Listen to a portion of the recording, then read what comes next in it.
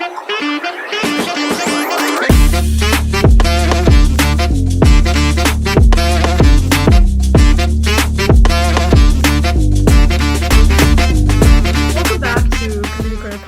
Personal Finance Edition. This is Rashmi, joined by my co-host, as always, Olivia. Today, we're going to talk about the healthcare sector and how you can invest there. Yeah, so healthcare is a defensive sector, which means that it generally provides stable earnings that are uncorrelated with the overall stock market or economy. As such, healthcare tends to outperform when the general market is weak or the economy is slowing, and we'll kind of get into that a little bit more into the episode. Yeah, so healthcare is a place with lower volatility because it doesn't follow all the trends of the stock market as a whole. And in the long term, it will keep growing because it's something that's always going to have a need in society, which means it's a safe investment area with steady growth over the long term. Yeah, and unlike, technology, which is always fastly evolving, healthcare, like Olivia said, it's going to be there no matter what. Yeah, there's always a need for healthcare in some way. And this has kind of demonstrated the fact that healthcare is the only sector that had positive annual earnings growth every single year for the past 25 years, which also includes the pandemic. Yeah, and that's also because healthcare is a diverse sector, which means it has hospitals and drug makers, but it also has health insurance and it also has medical device manufacturers and all of that together. So when one part of that sector might be doing a little worse, another aspect of the sector might be prospering a lot. So having a diverse area of investments within healthcare will grow over time, like Rashmi just mentioned. For the past 25 years, it's been positive earnings. Exactly. And I think that's something that people need to keep in mind when they're investing in the healthcare sector is that, if one place of healthcare is having positive effects, it does not translate to the rest of the healthcare industry. It's always different because, like she said, there's hospitals, drug makers, health insurers, and stuff like that. So it's not going to be the same. Yeah. And what specifically you're investing in within healthcare is going to determine how your investments are going to do, and what is affected will depend on your investments because the whole sector is not going to be changing in the same way. So let's think about the COVID-19 pandemic. Obviously, vaccine developers and diagnostic test providers and hospitals were benefiting a lot because there was a higher need for those services, but health insurance wasn't because there was a rising unemployment rate, which just demonstrates that even something that you would think would benefit all of healthcare, I mean, it's a pandemic, obviously we need more healthcare at that time, it didn't benefit all of the sector. Exactly, and that's kind of why you need to know that you have to do research. You need to make sure that you're doing research on the specific company within the healthcare sector itself, and not just generally making a generalization of this is how it's going to be for the rest of the sector. Yeah, because healthcare is going to continue in being innovative, it's going to continue improving the quality of life, but that doesn't mean that everything's going to be doing well all at the same time altogether.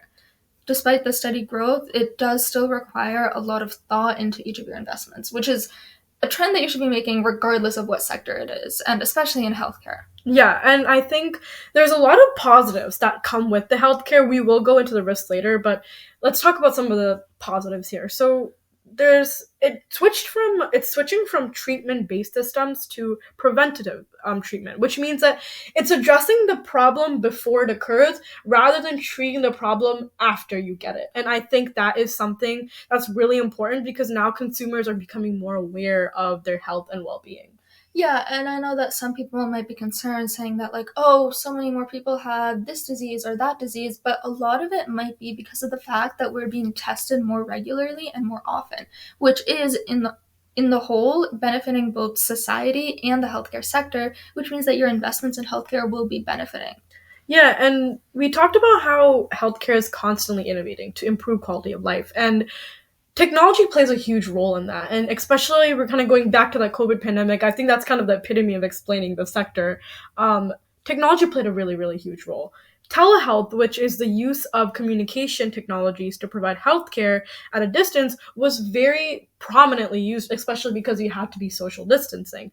And what people used to do was they had these devices called wearables where patients would attach them to their bodies, which allowed them to collect health and fitness data. Yeah, and during the COVID-19 pandemic, obviously everybody was social distancing, so telehealth and wearables became a lot more common. I mean, just think about it, 30% of all visits during the pandemic were done through telehealth.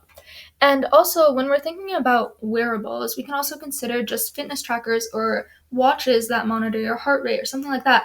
That's part of healthcare, that's part of the sector. So you can see how diverse it is, even just thinking about that. Yeah, and that, like she said, like the watches and things of the nature are part of healthcare. So much so that like digital healthcare startups were doubled from 7.5 billion in 2019 to 14.1 billion dollars in 2020. I mean, this is definitely going to grow even more. If it's only doubling over the span of 1 year, how much do you think it will grow in the future? It will grow immensely, which is why I think it's valuable to invest in healthcare as soon as possible because it's a need for society. It's going to grow in the future. And when we're thinking about technology, there's lots of emerging technologies in healthcare. So obviously now fitness trackers like watches, if we go back to that example, that's already well established. But there are new things that are developing every day, new products, new drugs, new medications that are solving problems that have been persistent in communities for a long time.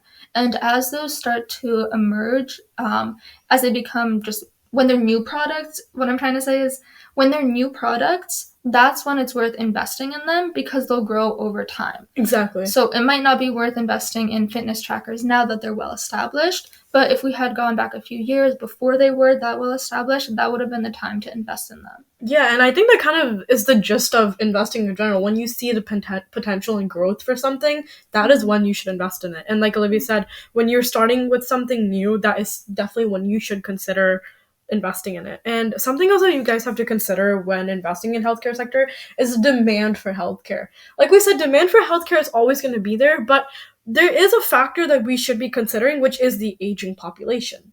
Right, so between 2000 and 2020, the US population over 65 years old grew by 62%. And that changes what people are looking for from healthcare, what type of insurance they get, what type of medical devices are needed, what types of drugs are needed. So it depends on the population. So making sure that we understand what's going on in the world as a whole in relation to medical needs will impact our investments in the healthcare sector. And that it's the fact that also the U.S. Census Bureau also projects that this demographic will rise by another 30% by 2030, which is crazy. I mean, that is a huge jump in percentage. And that again shows you that there is going to be a huge demand for healthcare because obviously older populations will need more money to spend in healthcare as they get older because you get sick more often, you can get weaker more often. And those are things that older generations definitely need. And like Olivia said, you need different health insurance, different drugs. And I think that is something that we need to consider when investing into healthcare. Yeah, so healthcare is sort of an industry that's growing and developing, but also in what aspects of it is that it's growing is also essential and crucial to understand because what parts of the healthcare sector that you invest in depend on what society is looking to be moving towards in the near future. Exactly. And now that we talked about a little bit of the positives and the trends that will show how healthcare will prosper in the future, there are some risks to consider when you're investing in healthcare, like any sector.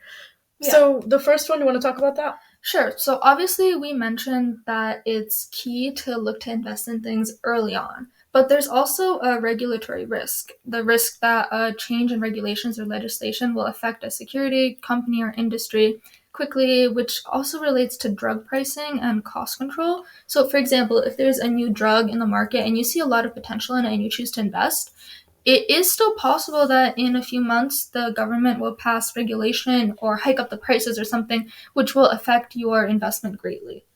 Yeah, and something else that you guys have to keep in mind is the clinical trial risk. This is when, if a company clinical trial data shows that there's a new drug that's ineffective, that can cause the stock price to plummet because having an ineffective medicine will make the public lose trust in that company. And so that can obviously cause the stock price to plummet. And there's also aftermarket data, like the number of prescriptions written or FDA warnings or the loss of a patent. These all can affect investments in the pharmaceutical industry. Right, so there's a lot to consider, especially when you're thinking about the fact that healthcare investments often rely on making investments early on. But it's still an industry that's worth investing in. That's all for today's episode about the healthcare sector. Thanks for tuning in. This is Rashmi and Olivia, catching off.